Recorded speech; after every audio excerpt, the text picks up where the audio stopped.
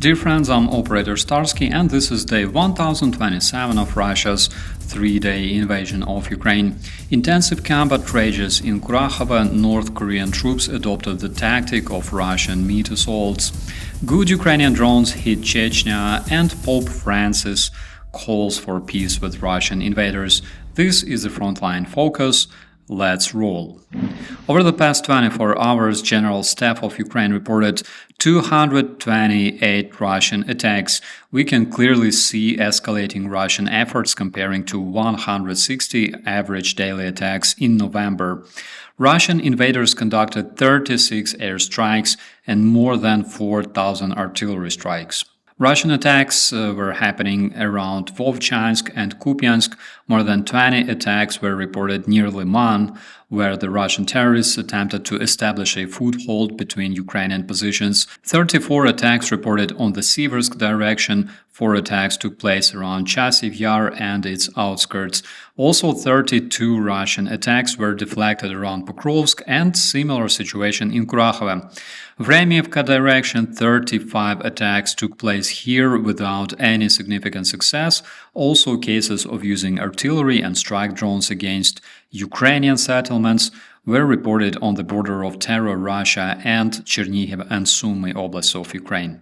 The most intensive combat currently is taking place in Kurakhove, with Russians moving deeper into the town and trying to encircle Ukrainian troops on the north of the water reservoir and south, where Ukrainian defenders are protected by the river Sukhi Yali. The town of Kurakhove is a narrow settlement stretching approximately 8 kilometers or 5 miles around the water reservoir.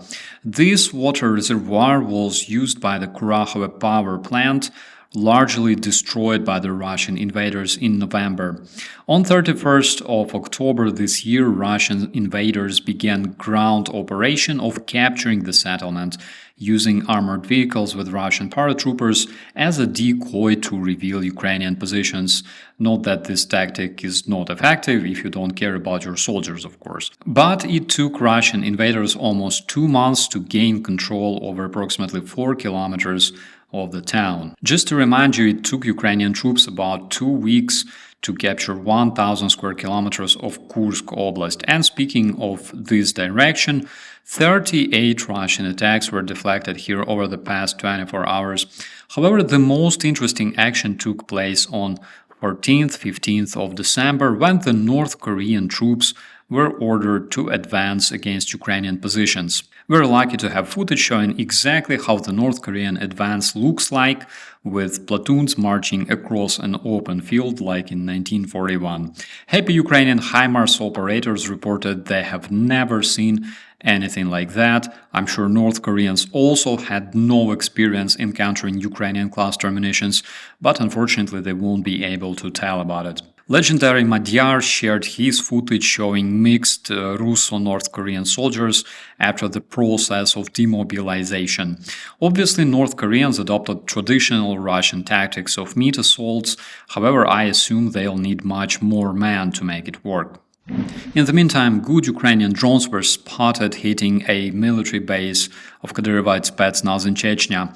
Earlier, Kadyrov stated that even if 5,000 airplanes invade Chechen airspace, they will be undoubtedly exterminated by the Russian air defense, and I think that people experience all sorts of illusions when they consume illegal substances. Besides Chechen military bases, the good Ukrainian drones visited Russian oil facility in Oryol.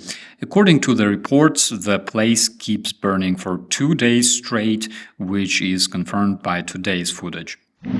Roman Pope Francis, while visiting Corsica, stated that Ukrainian defenders and Russian terrorists are basically, quote, cousins who must find a common ground, end of quote. You know, as a person raised in a Christian family in Ukraine, I find it deeply insulting when people like Pope Francis compare my people to atrocious Russian invaders, and it just shows how little he knows about Ukraine. I think a good way to fix it would be actually visiting our country.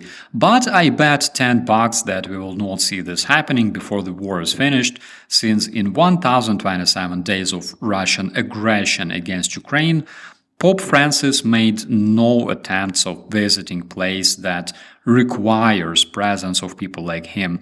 Approximately 80% of Ukrainians are Christians. A big number of them consider themselves Greek and Roman Catholics. And in my opinion, it would be extremely good if Vatican finally joins numerous Christian, Jewish, Muslim communities and different volunteers coming to Ukraine from all around the world to assess the situation, to see what's happening in real life and support our people. I'm not sure though if Pope Francis doesn't want to visit Ukraine because Ukrainians don't really share his idea of hugging Russian invaders who want to kill them, or there is a deeper reason behind it, because coincidentally, President of Slovakia, Petr Pellegrini, who also never visited Ukraine, stated that our citizens should cope with Russia's military gains in our country and basically give up Ukraine's sovereignty. Similar statement was made by Tino Hrupalla, leader of ultra-right German party AfD, who also never visited Ukraine but stated that Russia has won the war and that the German people should acknowledge the Russian victory. AfD, by the way, is the same party where only this year a bunch of Russian and Chinese spies were arrested by the German counter-espionage service. Why is Russian propaganda so vocal lately? To understand why, take a look at the recent collapse of the Russian ruble and also the fact that Russian industry and economy are obviously choking in the war that Putin doesn't know how to end himself. For example, we can see Russian terrorists claiming glorious victories, capturing smaller towns and villages while being completely unable to take control even over a single major city in Ukraine.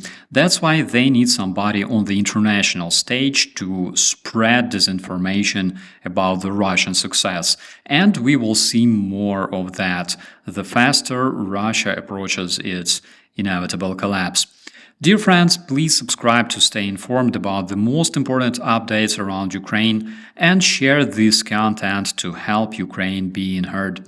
Traditionally, we'll see you in the commentaries. I'm Operator Starsky. As always, be safe.